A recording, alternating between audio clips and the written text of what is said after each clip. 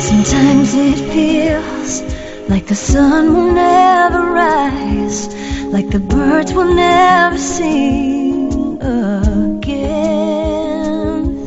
Believe in a power greater than what you are going through. When you don't know what to do, keep breathing.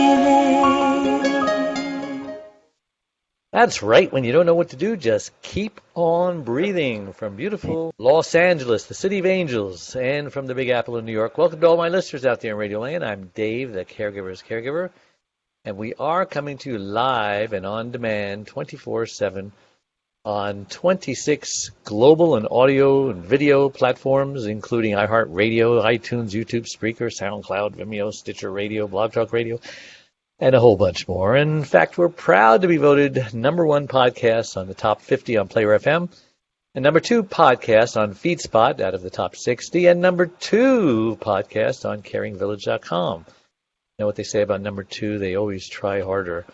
And we have an especially exciting show planned for you today, don't we, Adrian? Yes, we do. Yes, we do. Speak up, my dear. Yes, and that's better. And our show today, do you know a caregiver who needs an intervention? Gosh, have you ever heard those words? Scott and Jenny Graham have been changing their own story from despair to relief by entering recovery, which helped give them a unique perspective on the recovery process. As certified counselors, they have been facilitating interventions, transports, family programs, and relapse prevention sessions since 1988. And one can say that if you're a caregiver, you're in danger of relapse, of going back to not caring for yourself like you were. So it's a strange combination, caregivers and intervention. But we're going to explore that because we like to explore things that other people aren't talking about. But before I do that, I want to thank last week's guest, Eliza Harkins, focusing on the big things, get rid of the little things. She's developed a new product that lets users organize and be reminded about all their belongings, making trips to the hospital on holidays, going much smoother, etc. So just a reminder, you can watch or listen to that interview and all our interviews on our membership website, caregiverdave.com, or any of our other 26 global networks that I mentioned earlier. All right, enough of that. Scott and Jenny, welcome to the Caregiver Dave Show. We're so excited to have you on. Thank you so much, Dave. We're excited to be here with you both. And, it's a near and dear subject, not the intervention piece, but the caregiver piece, because we're caregivers, and we know a lot of caregivers spot on when sometimes as caregivers we don't take care of ourselves, and we can get burned out. And when that happens, we go underground just like the rest of the population and probably hit a lower bottom before we finally do get help. Yeah. Well, I'd like to ask my guests, first question, who is Scott and Jenny Graham, and why did God put you on this earth? Well, that's a loaded question if I ever did hear it. I'm still trying to figure that out after 63 years. Why in the heck am I here? But, Jenny, taking a look back, I know that we are definitely on the highway that we're supposed to be on. We feel like we've been mantled to do what we do as far as successfully interrupting dysfunction, whether it's a caregiver or a layperson with whatever kind of job or homemaker. And we are definitely professional interrupters, that's for sure. But we had a rocky road before all of this that led us to do what we do. So we're a married couple. We met and married in less than 3 weeks. 35 years ago. So here we are 35 years later. Yeah. Mm-hmm. Love at first sight. We are still passionate about each other and about what we have put our hands to the plow to do, which is to help people care for people when there's a dicey situation more effectively. Mm-hmm. And every year goes by and another decade goes by, over 3 decades doing this, and we're more passionate than when we first began. So that's why we're on the earth. And we hope to do this as long as we're alive. that we can continue to speak in multi-syllable sentences and speak in a way that motivates others, because literally people are shutting down. They're buying into that message that they're powerless. And I'll tell you what, we are powerful. We are powerful because we have the power to empower others. So it's never good to overpower people, but to influence people and impact people in a positive, dignified way. That's what we're about. Mm-hmm. That's it. Wow, she's the powerhouse, huh? Oh yeah, definitely. She's the live wire behind the wire. For sure. I like the way you said interrupting dysfunction. Yeah. Explain that for me, please. Well, dysfunction comes in a lot of different ways and spoken in a lot of different terms. It could be, somebody struggling with emotional and mental unrest, whether it be depression, anxiety. It could be substance use, whatever the substance is. It could be as covert as, pornography, infidelity, any behavior that warrants interruption, because it is not only affecting the person involved in it, but affecting those that they love. And that's, so it doesn't really matter what it is. So it could be a relationship issue. So there could be nothing illegal going on. So, for example, I got a call from a 90-year-old woman yesterday, and she is caregiving her son in his 60s who won't get out of bed and is suffering with both depression and alcoholism. And so it was quite the flip, because usually it's someone in their 60s caring for someone in their 90s, and they won't get out of bed, and they're drinking too much. So this was an interesting case, and it was an important conversation. Mm-hmm. What a great team you are. There aren't too many husband-wife caregiver teams that are out there trying to change the world. I like you because you're not afraid to use the S word, the selfish word. I did a TEDx speech, and they really liked the topic. In fact, they encouraged it, even though my book publisher did not encourage it. Caregivers have to be selfish in order to survive. There, I said it.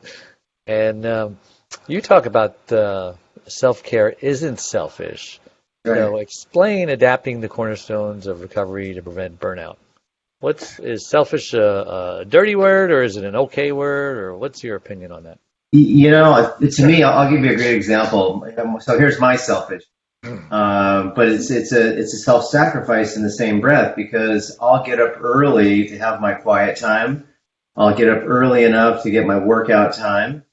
And so that's like a 4-hour block of time. Before I have to go anywhere, I am up 4 hours prior to that.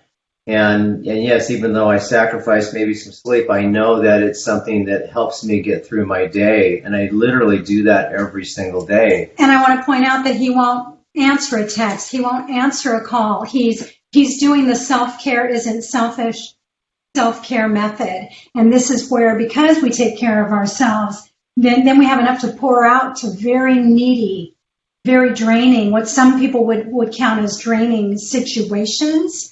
And so I have no tattoos, little self-disclosure, but I would tattoo, if I was going to get one, it would be self-care isn't selfish. And I'd want it somewhere where you could see it and where people would go, and be shocked, because we need to learn this message or we are going to burn out. Mm-hmm. Yeah, I think we're saying the same thing, only differently, because, caregivers are so selfless. Yeah. That in order for them to be balanced, they've got to overcompensate a little bit, move that pendulum all the way over from selfless to selfish. Mm-hmm. And actually, their selfish is far from selfish. Because they've just become balanced, and now they're no longer selfless. So, it's a play on words, but it gets their attention. It's a nice hook.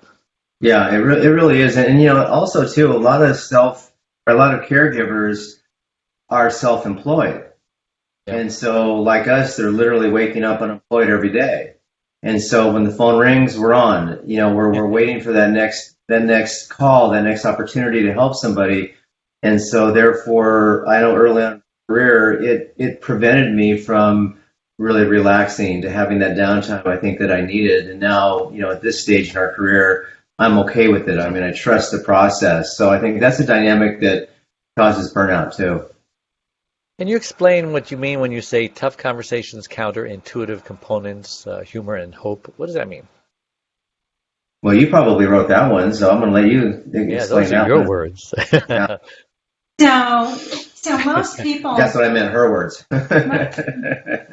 most people are amazing if they're giving a friend advice or they're in a situation that doesn't have any emotional buttons that it pushes. But so many of us, those tough conversations need to happen where there's deep relationship and there's a lot on the line at stake. And even so many caregivers are not paid. They're not self-employed. They're doing this for family. They're doing this out of duty. And so even more so, you get all that emotion tangled in, and we tend to be a little looser with someone who we care deeply about versus putting on that better behavior for the perfect stranger, that sort of a thing. And so surprisingly, have a tough conversation when you're trying to help someone who's gone in an unhealthy direction come back, right? Come back to the sanity of a healthier direction. It's not about proving your point and bringing justification and pulling the finger out of the holster and using the pointer, right? Like this needs to stay in the holster. And it's about, can I entreat you to hear my heart, using, in addition to what I'm hoping for, the humor and the hope that we have a plan, that we never want to speak at a memorial and say, gee, I wish I told them. So we make it a point and we live a life where, regardless of whether it's a tough conversation or not, we always want our love bank reconciled to the penny. Like we want you to know why we love you. And so back to the tough conversation. So let's just say that Scott really needs to see a doctor and he's just digging his heels in and he's being really resistant, as in absolutely not. I can remind him that life could be longer and even more fun and have greater capacity if he were to reconsider seeing this doctor and handling this problem. And I'm reminded of my favorite time, and then I can go off on a tangent and tell him something humorous, a favorite memory, the kind of things you'd say at a roast, and then that you want to hear more of, and then I can go back to, can you do this for me? And that's another strategy besides humor, is I think most listeners that are listening today think that they don't have a right to ask you to do something for me. Mm-hmm. And so people always say, do it for you. Y'all need to throw that statement out because we don't think highly enough of ourselves. We don't have the regard. And so you matter to us. And so I can do it in part for you, not in totality, but I can do it in part for you. So that combination of humor and letting your own guard down and asking, will you do it for me? Mm-hmm. That's a great negotiating ploy, and you seem like a woman that you just don't take no for an answer. Well, you pegged her just right. Oh, my goodness. And I love the way every time you say the word we, you're going like this and you're looking at him like he's there. You're not just solo pilot here. You are connected, you two. Oh, yeah. That is so great. Is that great, Adrian? That's so unusual. Yeah. So rare. And maybe if you can model that to other couples, boy, you got something there. Yeah, well, we actually try to. When we do our family programming with families and a lot of times couples, and I always say that what you see when we're like in front of people, like when we're on, it looks like we're performing, but we're not. It's like what you see now is what you see if you were in our living room, how we are. And it's really just who we are. So it makes it authentic. It matters. Yeah, it really does. I think people can sniff out a phony in a heartbeat. I really do. And I think that we're, as a race, we are starving for authenticity. And nobody wants to be sold something, or told to do something like you're saying. Mm-hmm. We want to entreat. We want to call people in, not call them out. That's really the key. So what did you do before you did this? I'm trying to imagine what occupation you were in to have all these gifts and talents that you have now. And then second question, how long have you two been doing this together? So prior to doing this work, I was in law enforcement. So I worked for the LA County Sheriff's Department, worked undercover in vice narcotics out of West Hollywood. And I'm one of those tragic stories, actually, where I imploded. Had personal problems. I stayed kind of in that undercover mode too long and started to self-medicate and escape that way. And it caused me to crash and burn, where I got arrested while on duty, made ABC, NBC, and CBS all one night, and at 68 years. I thought I recognized you. Yeah. Yeah. What, you mean because I stopped you on the street one time, or because you saw me in the paper? No, she wasn't going to have any part of that, was she? Yeah. Well, no, he actually told me. So you intervened. He told me first date. Yeah. And so I thought, great, a pen pal. That will be a very, non-stressful kind of way to build a relationship. I like to write, so yeah. I'll be your pen pal. That's what I told him. Yeah. So I'll be your friend. She was definitely my reason. You were married at the time? No, we weren't married. No. He's telling me this on our first date. We were at a hot swinging spot called the Sagebrush Cantina on a Mother's Day up in Calabasas, California, and I was hanging out with a buddy, and she comes with a girlfriend on Mother's Day, and I introduced myself. And neither of us were with our mother. I just want to make that clear. But yeah, I told her, hey, here's who I am, and it's kind of jaw-dropping, first date kind of. It wasn't a date, but just first impression material. Mm-hmm. But I was a little embarrassed by it, but I wasn't afraid of it. It was who I was, and so she met me in the middle of my mess, and I was mercifully sentenced to 2 years in prison. I was my first night in jail was next to Richard Ramirez, the Night Stalker. And so that's who I was, not bunkmates with, but I was, right next to him while he was going through his pre-trial stuff. And so we got into this industry after I got out, and you were in financial services, and I definitely married up. I kid you not. I so outkicked my coverage with Jenny. It was fake for sure. But we've been doing this work now for 33 years. So Scott got out of prison, went back to school, became a counselor, got certified in drug and alcohol work, mental health, those kinds of things. And since I'm the brains with the money, I said, okay, well, I'll run the phones, I'll run the books, you just go. You go where I point you. Go. Here's the address. Back in the days of the Thomas map, right? Uh-huh. Figure out how to get there.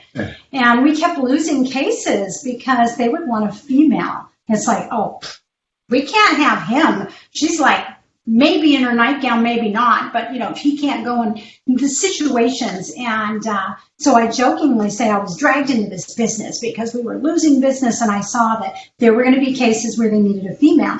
So Adrian, for example, I could follow you into your closet and help you pack in a way that maybe it would be weird for Scott to. Maybe not, but maybe. And so therein lies where shortly after we opened in 88, we figured out that I needed to do more than answer the phone or run the books. And then to my shock, it was so rewarding and delightful. Mm-hmm. So here we are, literally 33 years of doing this and not looking back. Other than to thank God for this meaningful work. Mm-hmm. You're talking about going into somebody's closet to help them pack. Is that to go to rehab? Mm-hmm. Yeah. Yeah, we do the transport right after we're done with the intervention. What kind of work people were you called on to help in the first place? Just people with alcohol and drug problems, or mental? Well, initially, we really thought it would be about the drugs and the alcohol, but right out of the gate, we saw the complexity of cases where there was underlying anxiety and depression and maybe some schizophrenic tendencies, and then we started to see where there were all of those, and they really would benefit from the same process, even if there wasn't a substance or liquid involved, and it was just mental health duress. And then eating disorders, which can often include overexercising, but nothing illegal. And although you can have an alcoholic anorexic, and it's really some of my favorite people on the planet. But all that to say, it just kept growing in the same way that. And it was people from all socioeconomic backgrounds, from Shocking. entertainment industry, professional athletes, to the girl living under the bridge.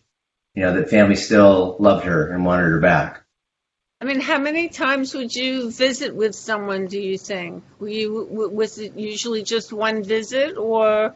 No, what happens is a family member calls us about their loved one they're concerned with. They organize the team of people who are significant to that person, and we go to them. We spend 6 hours preparing before the actual intervention takes place. And then after that preparation period, then it's usually a couple of hours in front of the person, and then right from there we go off to treatment wherever we've designated is the best place for them. Okay. So compare us to an ambulance driver.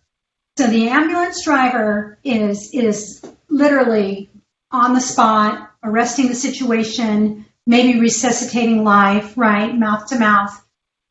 Breathe, just the vitals, but they aren't the surgeon. They aren't going to cut them open. They aren't going to, do all this type of care. And so that's what a treatment center does, is that loved one might need 2 months or 3 months or 3 weeks or 1 week. And to that point, I am angry that people only think of intervention when it's that grand of a scenario. And I wish that we would think about doing this much sooner in the continuum and doing soft interventions where I'm just trying to get you to that evaluation, trying to get you to say yes to something that doesn't mean that there's a jet waiting for us and so on and so forth. Mm-hmm. What is a soft intervention? Well, it would be where it might not be a surprise. And it might not be where we want them to go somewhere right then and there, where we give some time to think about it, to allow them to really feel more empowered by that it was their choice if they wanted to take it to a more intensive. How do those soft interventions typically go? Well, they go well because they're easy, quite frankly, because you think about the surprise method. So let's say that we're on you. Furthest thing from your mind is that you're going to have a group of people walking through your front door unannounced. And we were all going to, on bended knee, read these amazing letters. Everybody would cry, and then it would culminate in me saying, well, do you feel loved? You go, yeah, I feel pretty loved. And would you agree you've got a problem? It's like, well, okay, are you ready to make a change? It's like, well, okay. And then I say, okay, we've got plane tickets planned. We're going to go get on a plane. And you go, what? Right now? Hey, yeah, right now. And so we go through that. And to our amazement still, 9 out of 10 times people say, okay, let's do this. And people are jaw dropped. They're like, I cannot believe that number one, we were able to read our letters, they listen to us, and they're going. And it proves that nobody wakes up wanting to be imprisoned by their dysfunction, wants to be separated from the people that they love, wants to die prematurely. Nobody wants that in their right mind. So we are helping people feel relieved more than anything else because they're right. That's the overwhelming. Yeah. That's the overwhelming response. But isn't it also easier for someone to say no in a soft intervention because the urgency isn't there? They can put it off. They've been putting off things all their life, Well, but we plan for that, though. We know that they're used to telling themselves, let alone the people in their life, what they think they want to hear. And so we have to set up an accountability partner plan, if you will. And in our preparation, we've talked about, okay, what if they don't follow through? What if they do go slide back? What would we do next? And so, like a great example would be, I had a family where the dad was the chief enabler, right? We intervened on the daughter. She was a pistol. Oh my gosh. And she says, no, thank you very much, but no, I'm not going anywhere today. And that's not what she said, but I'm saying it kindly.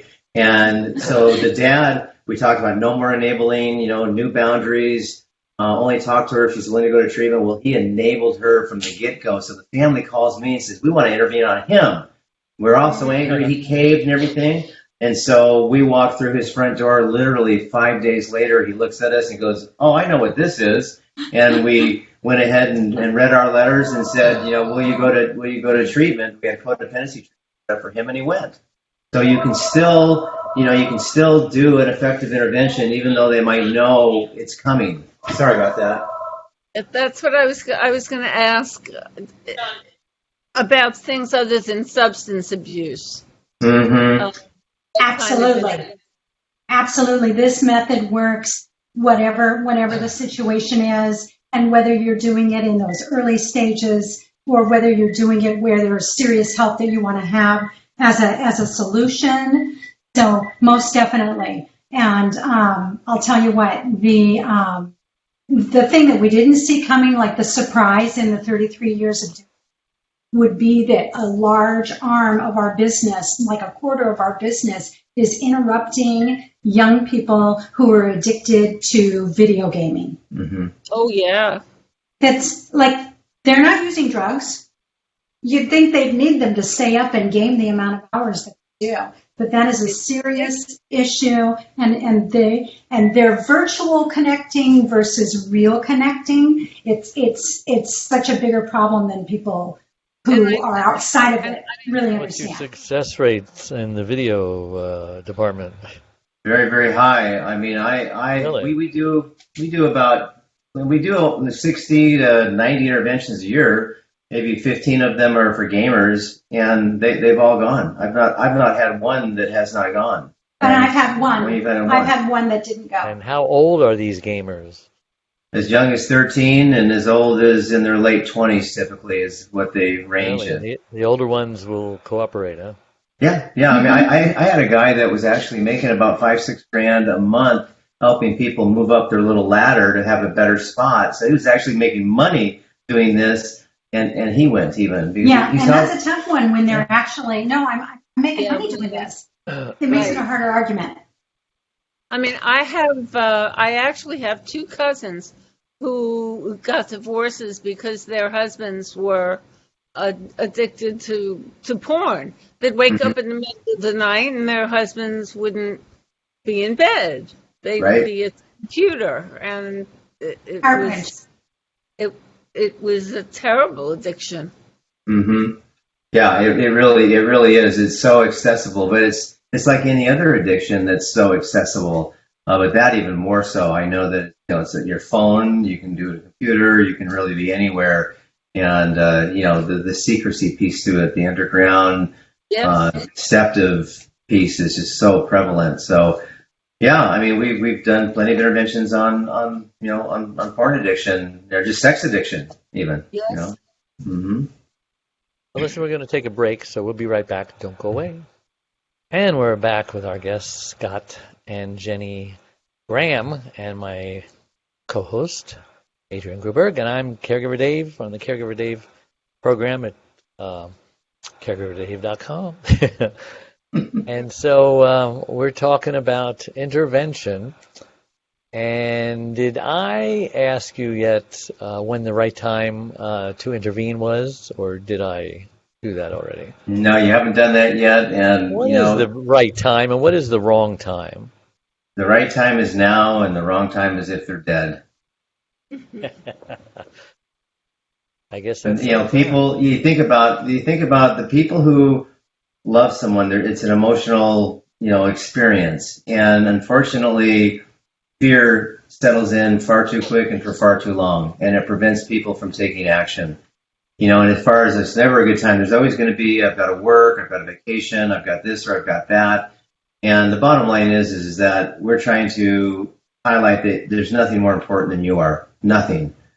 And well said. We're pretty good persuaders in that regard. And we're creative. I mean, we were involving people. I can't get there. It's like we did Skype and now we do Zoom. And, we've been doing that since the 1980s, involving people who can't have their body present for the actual event. Right. And that bodes to just segue and tell you that there's no exact size for an intervention team. And so we're going into situations where it's just that you intervening on them where there is no team. You just need a mediator, facilitator. But honestly, if you had 2 or 3 more, there would be less weight on your shoulders because it would be shared. Mm-hmm. And then I always match it to the family dynamic. So if you have this big, giant, animated family, you can have a bigger group. But if you're, an only child or one of 2 and you're intervening on the folks, whatever your situation is, it could be quite intimate, very, very small. So most people don't normally think of caregivers needing intervention, but I can think of some instances, perhaps this caregiver is just giving in to all of the demands of their loved one. Maybe they're being motivated by guilt, or maybe it was their fault that they became disabled, and so they're that little slave, and family members see what's happening. They try to explain. You've got to have some boundaries. You've got to stand up to your mother, and it all goes on deaf ears, just like a drug addict. So, have you ever actually intervened in caregivers' lives? Not specifically where the caregiver was experiencing burnout or even being verbally abused by, the person they were doing that caregiving for. But I remember a kind of similar in a sense where I had a very prominent coach for a team, and his now new wife, his wife of many, many years passed away. So he's got this young gal, and she's just like taking him for everything that he's worth, and the family sees this. And so we intervened on him to get him away from her so that the family had time to legally put together some implementation to protect, the assets. I mean, we literally had a jet wait and flew him off to Hawaii. She had no idea where he was at, and then they took care of business. So it doesn't matter what the situation is. The process essentially is the same. And so, and that's that process where, if you wouldn't want this done to you, then don't do it that way to someone else. And so it's so soft-spirited, even though the stakes can be tremendous. It's about having those tough conversations and saying, here's what I see, here's what I hope for. And that focus of what I hope for, what's next, it doesn't become this debate.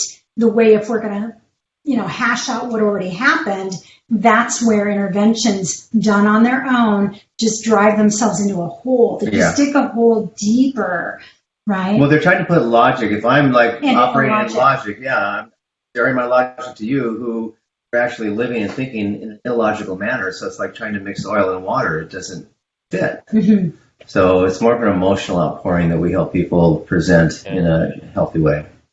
I'm assuming they helped him get a prenuptial agreement for any future women that he might want to get involved. Yeah, well, what happened? What happened with her? Did it break up, or did they get married? Yeah, it broke up. Actually, he had the onset of Alzheimer's too, and so that was another dynamic of he just wasn't really seeing the reality of the situation. God love him, but. So how do you get a demented man to break up with his girlfriend who's a gold digger? How does that happen? Well, the family decision is it? Well, it was actually the family. I mean, he had, the guy had an agent. He had a family that was really wonderful people. They weren't doing it to get his money. That was clear as day. It was to protect him, and that just needed to be put together and presented to legal authorities so that she would be called out. That was one situation where she was going to get called out. Right. We're not trying to call her in. She's taking advantage of a man 100%. who can't, isn't of sound mind and body, as they say. Correct. Yeah. I have a question. God knows caregivers can be driven to drink and driven to drugs, and they're not able to be whisked off to rehab necessarily because they've got to be on the spot. Yeah, that's so and food addiction. So I mean, how would you deal with that? So it absolutely depends on the situation, because if their life is at risk, so what if they were using drugs, and what if they had some sort of seizure or any other sort of repercussion? And so there comes a point where they're actually endangering who they caring for. And so we actually did have an intervention on a caregiver within the last 2 months. And you forgot because you didn't do it. Yeah. But it was a double intervention, which is also where both the husband and the wife need to be interviewed. Mm-hmm. And the wife was a working nurse in a hospital, so they were functioning addicts. So she's working in a hospital setting. Imagine someone caring for you who's a drug addict. Okay, like But her husband was caregiving the little town's police chief's wife.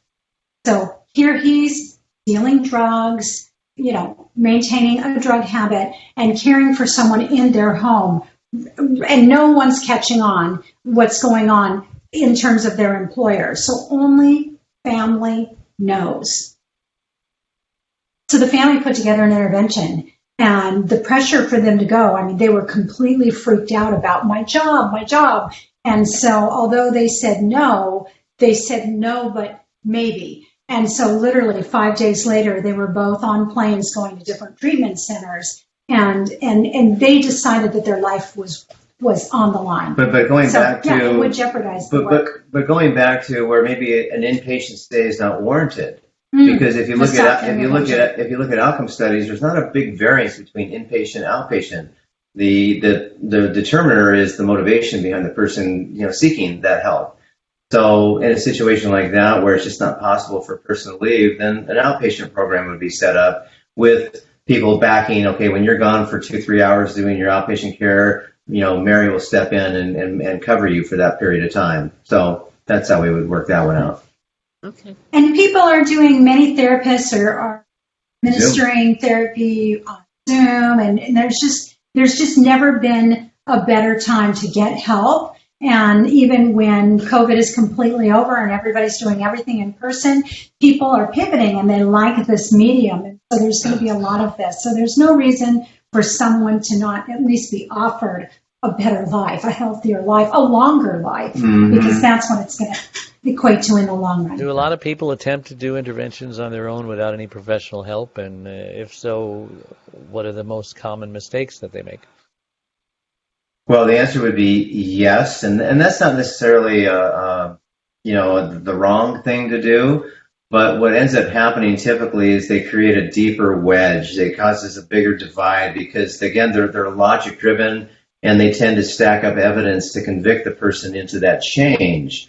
And people in dysfunction tend to be highly defensive, even volatile. And if you don't have the skill set to, not speak in terms that can create volatility or defensiveness, then the chances of it, moving the needle are way lower than if you had a professional. And so the mistakes, you go ahead and share. So the other primary mistake that people make when they intervene on their own is they only think of gathering people who have specific evidence or offense, or they want this vindication or justification, and it's just great to involve someone who has no clue that there's anything amiss, because they just bring the love to the table, because they care enough about you to remind you, I remember when you helped me with this, and I remember that, and you're just like the way you are. And so they love them out loud so well without the yeah, but. And before you go on with that too, again, the impetus behind what we're trying to do is wake up the part of the person that's been taken hostage by their dysfunction. So we're not calling them out what's wrong, we're waking up what's right. Right. And people say yes to help if you do that effectively. They don't say yes to help if you, highlight what's wrong. Oh, how do people normally find you? Are you advertising out there, or is it word of mouth? Yeah, it's really a word of mouth. We have a lot of treatment centers who know of us. Hospitals, therapists, hotlines. And we've helped over 2,000 families, so that's a big referral network as well. So our website is Carefontations. How many did you say? Over 2,000. Over 2,000 families we've helped, and in our family programming, we've been doing 1 or 2 or 3 programs a month for over 10 years now. And so that's a big group of people. Helps reconcile families. Yeah.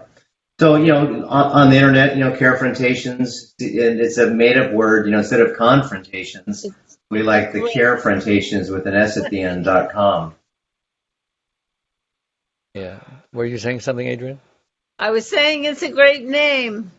Oh, thank you. Yeah. I made it up, and then later it was like, why such a long word? But yeah. So, there's guilt associated with what you do, and there's grief. And do some people kind of mix it up and kind of get confused as to what is what and what's proper and what's appropriate? Well, anytime the person, guilt to me says I've done something wrong. And if I hang on to that guilt too long, it then, of course, can turn into shame, and that can become a toxic ingredient in my life. So with the work that we do, when we identify guilt, then we have an opportunity to address it by apologizing and hoping there will be forgiveness one day for what I didn't do or what I did do. Anything that created that guilt, we give people the opportunity to reconcile that. And that's a real big piece of our work, is the forgiveness piece. So, but I also like to say, when you intervene in a dignified, loving, soft-spirited, on bended knee, either physically because you can or in spirit, that it's a remedy for your guilt, but not a promise to be a remedy for your grief. Because the guilt would be if I'd have only tried, if I'd have only done something more effective. And so that can play in your mind. And so you can lose someone and lose that chance, just play it in your head and not be able to shut it off. So we want to always know that we were bold, we were courageous, we tried to offer help and a way out, a new direction. And so that is a remedy for my guilt. And then if you don't take that, or it doesn't work out, then I'm going to have grief. But grief is incredibly, you can bear up, you can build capacity to walk with grief. And it's guilt, though, that it just crushes you. It's just, yeah. Gift that keeps on giving. It is. We need to break up with that. Mm-hmm. Yeah, this sounds like. Go ahead, Adrian. I have another question. Do you have competition, or is this something that's popular elsewhere, or that other people are doing that you know about successfully? Or well, it's So I'm just going to be a professional interrupter and interrupt you. I want to say that today the word intervention is much more well known. They make jokes about it for, a commercial on TV, and they're doing an intervention because you shopped at such and such a store. So it's much more well known, and so there's lots of interventionists to choose from all over the country. Our beef is that when you Google intervention, really well-respected entities are giving out information that's based out of the 1960s when interventions first got known, and they're stacking up evidence, and you did this and you ruined my birthday, and they're doing all these things that we're so opposed to. And so we still see really respected interventionists doing interventions in a way where we wouldn't let them intervene on our dog. Like, that just isn't good. So, everybody is so funny. I have people that when we do our preparation, somebody from family goes, I think I would love to be an interventionist, and so they're real curious. It looks really cool, kind of glamorous in a sense. And then we get to the intervention and they go, I don't think I want to do that. No, that's, that's like way too hard. And there's people. I think you should come up with a model and franchise this. Well, we definitely have a model. It's our own model, and no one does it like we do. And to your point, we did decide to film, record, and make our model available where you could buy it as an online course for a few $100s. And so we didn't want to leave the earth without leaving behind the wisdom that we had gained. On our website, it's called Intervention in a Box. So you can just look that up and have your own self. That's where Dave. That's where family. Your theme song should be "Nobody Does It Better." Well, we'll hire you when we expand our marketing. So what do you do then instead of the typical list? Well, you ruined my birthday and you did this. What do you replace that with? Well, you definitely want to honor the past. But we help people do it in a very short, overarching kind of a way. So I'll give you an example. Say you and I are brothers, and I'm intervening on you, and you've got this 20-year history of stuff that I literally could write a short novel on everything I've experienced with your dysfunction. I have a cousin like that, yes. So instead, what I would say to you is, Dave, when I think about the last 20 years, all the ups and downs and the issues, the problems we've all faced, I really want you to know that my heart aches for you. It aches for our family. There have been moments I have felt so frustrated and even angry, but today I choose to have hope for what's next. So that's all I'm going to say about the past. And the rest of our style in our what I love about you when things are okay, and what might happen if you don't change, and what might happen if you do change. So it's about the future. It hasn't been written yet. So you can hear something way more effectively that hasn't happened than trying to hear something that already has happened. Right. Well, listen, let's take another break. We'll be right back. Don't go away. We're back with our guests, Scott and Jenny Graham, and my co-host, Adrian Gruber. And we are talking about intervention and caregivers. Believe it or not, there is a connection there. I didn't even think of the alcoholic caregiver or the addicted to video games caregiver who's neglecting their caregiving duties because they can't get off the computer, stuff like that. All this stuff happens, folks, and you know who you are. Guilt. No, didn't do guilt. But as far as the actual intervention goes, you talk about old ways and new ways, right? And is there, you mentioned that there's a lot of places that are doing it the old way. Are there more places that are doing it the right way besides you guys? You know, the right. What area are you working out of? And besides, there's Zoom anyway, so I guess it doesn't matter, right? Well, and even before Zoom, I mean, between the two of us, we probably are on an airplane 500,000 miles a year. We're on an airplane somewhere. Yeah. So, you know, there's different. I want to use the word different than right or wrong ways. Many interventionists are looking at that point of entry into treatment, and that's the success. And even though that has to happen first, we're more dialed into how can we help expand the treatment experience and further increase the probability of success long term. That's what our real focus is. And so, you know, I have not heard a lot of people that have, you know. Well, it's profound how we are constantly told, wow, this was really different. We did a different style intervention, you know, for somebody else at another point in time. And so we never hear, oh, this is just like last time. Like, we've actually never heard that. Mm-hmm. And so between the fact that we're on bended knee to the formatting of making people laugh, it's really like a roast and a memorial rolled into one, but you're still breathing, there's still hope, let's go. And so that's it in the nutshell. And again, the other, stylistically, the old way, the predominant way, I want to call it the predominant way. It really is. It really is. They're so about, you know, doing what I feel like the treatment at the center will do. Like, they're the ones that should dig through that trauma, and only after a person is stabilized. Yeah, I mean, we've been asked. Do they have less of a success rate, do you feel, than the more? Look at the relapse rates. Well, see, that's again, as far as where are we measuring it? Are they saying yes, help them towards the treatment? I'd say no, probably it's pretty similar. But to me, the real success is, do they stay as long as they're supposed to? And even more importantly than that, do they stay the course? Do they stay the course?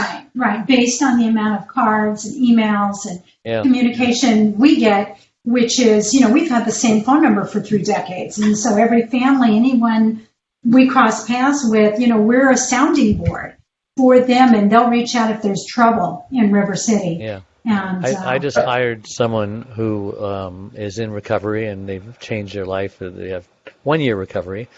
They've relapsed twice, and so now they know why they relapsed. They didn't keep the things in place that they needed to keep in place. And his sponsor, which I spoke to, he's had 15 years sobriety, but he relapsed 9 times. So it's like there's no safe number, is there, to not be in danger of relapsing? No, there really isn't. I mean, even though both of us really walk in freedom in our recovery, we're not tethered to our old ways anymore. We have a healthy disdain for the old ways of living.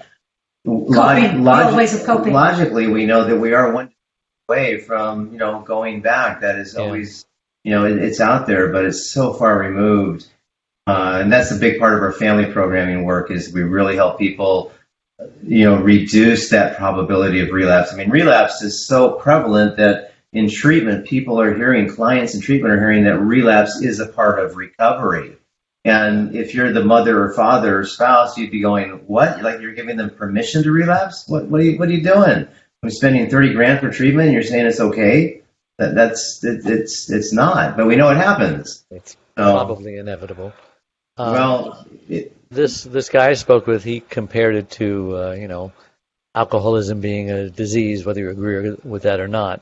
Diabetes is a disease, and if you stop taking your insulin, you're going to relapse, and so the alcoholic's insulin or the addict's insulin is the recovery, the 12-step or the sponsor or the accountability or the classes or the meetings, regularly.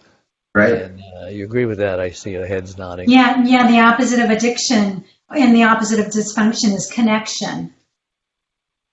Right. So to stay all connected. Those ways of connecting. Yeah, you've got to be vigilant. I mean, it's a lifetime journey, and complacency is the big enemy, and that's why people relapse. They get complacent.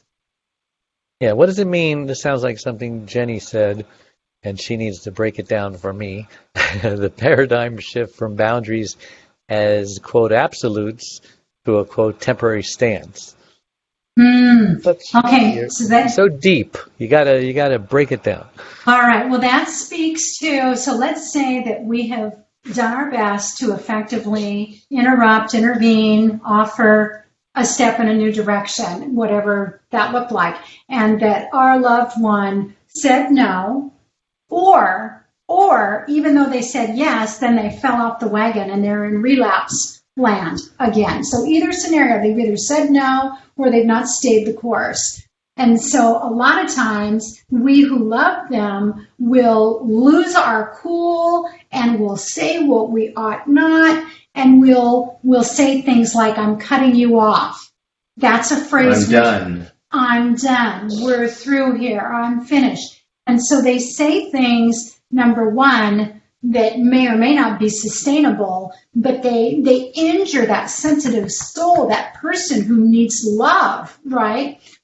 And if I'm that person, it's like I need a drink just to get over how you just shot me down, okay? Mm-hmm. But beyond that, I can still be firm and take care of myself, because self-care isn't selfish, and I can say, I'm choosing to handle this by taking just a temporary stance of not initiating help and communication. You can call me anytime you want, but I'm going to step back, and so I'll be loving you from a distance instead of up close. Yeah. Call me when you're ready for a healthy relationship. I'm all in when you are. And so it speaks to that next step. Yeah. And it leaves the door open. And as you I haven't mentioned, deleted the number. As I mentioned, I have a cousin who's been on drugs since he was 17. He's now 64. And, off and on, up and down. I mean, we've went to bat for him more times than I can count. Been through recovery more times than I can count. And it just seems like, we connected again after a couple of years recently, and he did some work for me. He's a very good worker. And then, he's on drugs again.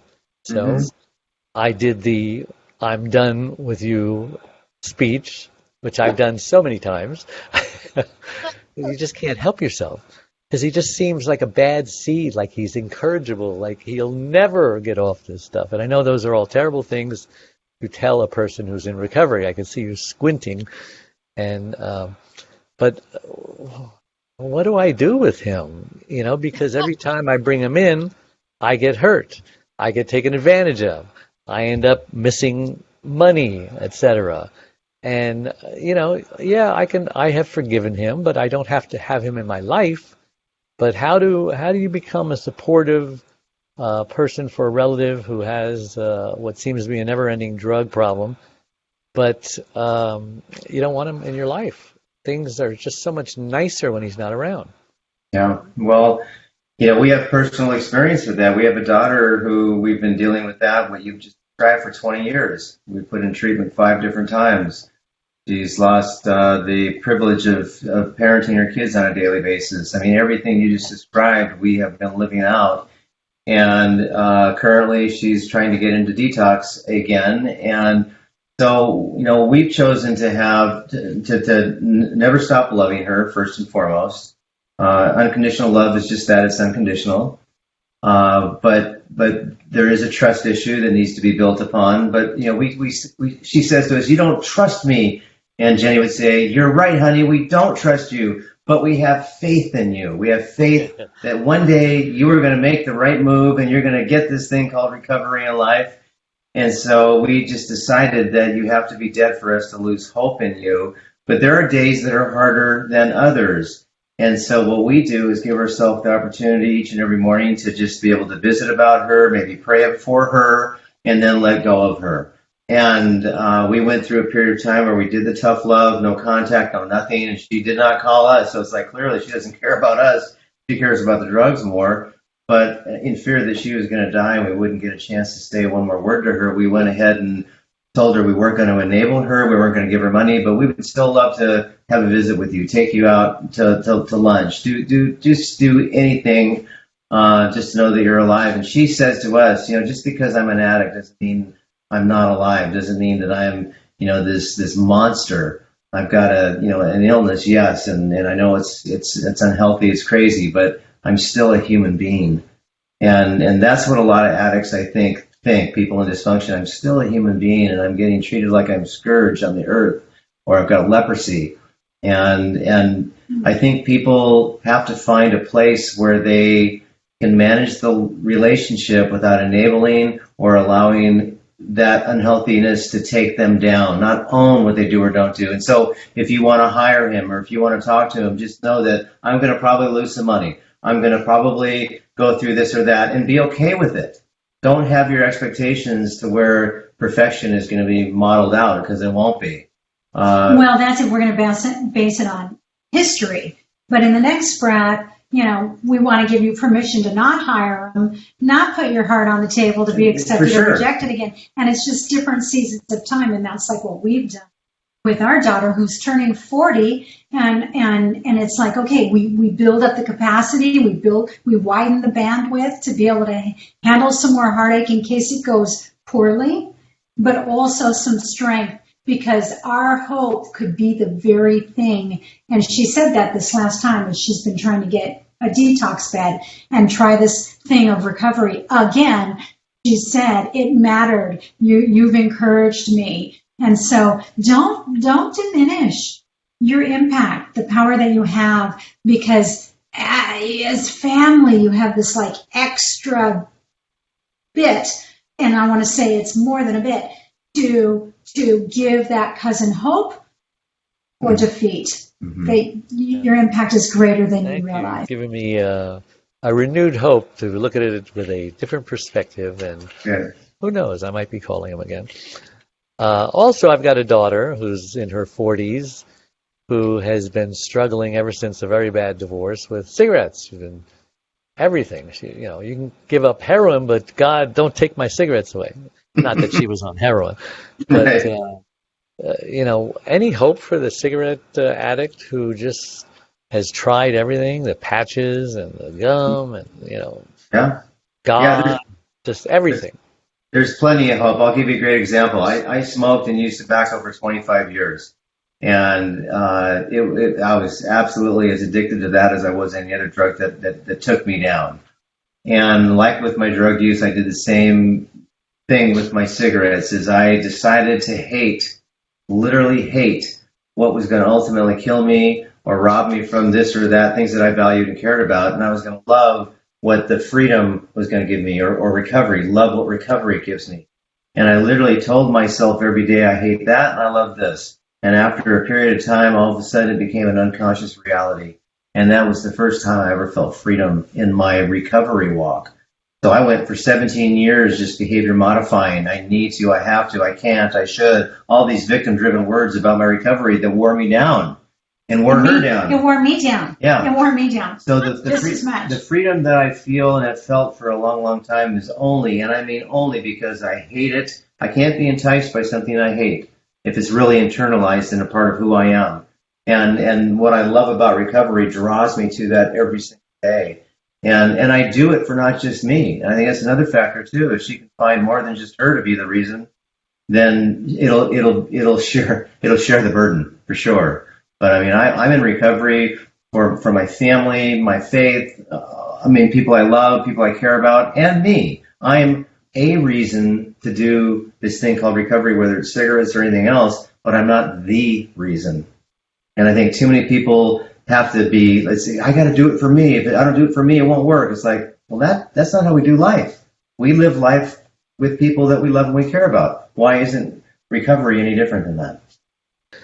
Adrian, last words? I was just thinking about all the people that quit smoking for someone else. Mm-hmm.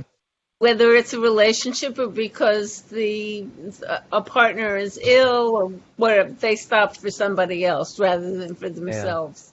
Yeah. Because they hear the opposite. They hear, you got to do this for you. You can't do it for anybody else, I did have one question. Have you ever been called in a second time? Mm-hmm. I'd be curious. It's rare. It is rare. Well, it's rare because what I tell people, I say, once we've done what we're going to do, and if you want to do it again or if you repeat what you've already said, it just means you didn't mean it the first time. And so I say what you mean what you say, and trust the process. Okay. So sometimes it's a different situation. So they were able to overcome what the first one was for, but they didn't get completely healthy, and now they've got a new nemesis. So they might have laid down the alcohol, but now they're strung out on prescription drugs, that kind of a thing. So that's happened. You don't do interventions for cigarettes, right? Oh yeah.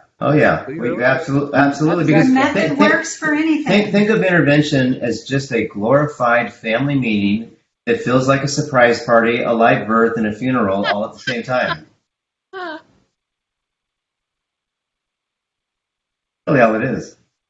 I can't even imagine an intervention for cigarettes. Oh, it's no different than, when I think about. Do they go to a hospital? Where do they go? Well, there's all kinds of smoking cessation programs that one could plug into. Up here in Washington, there's absolutely. It's a smoking cessation program typically is trying to apply a negative experience to what used to be a pleasurable experience. That's what behavior modification is. And so it's learning to walk that out, whatever protocol. They cost money. Does insurance cover it? Insurance does cover it. Cover it. Yeah. Cover it. It's called something cessation program. Which one? Yeah, smoking cessation would be the term used to quit smoking. Huh. Cessation. Well, we'll give that a try. Hey, it's been great having you on the show. Time flies when you're having fun. Yeah. Anything that we only have a minute or so I was going to say, is there anything that I didn't ask you that you wanted to answer, but we don't have time for that. So let me just say, just say that thank you for coming on the show. It was a great interview. And how can someone get a hold of you or services if they need it? Yeah, a toll-free number is 844-588-3267, or our website, Carefrontations.com. And you cannot and you have to pick up the phone. We like to hear your voice. So you cannot text that toll-free number because there was no such thing as texting 3 decades ago when we wanted to keep the same number so people could get a hold of it. Awesome. Thank you again. Thank you. Thank you, Dave. Bye-bye.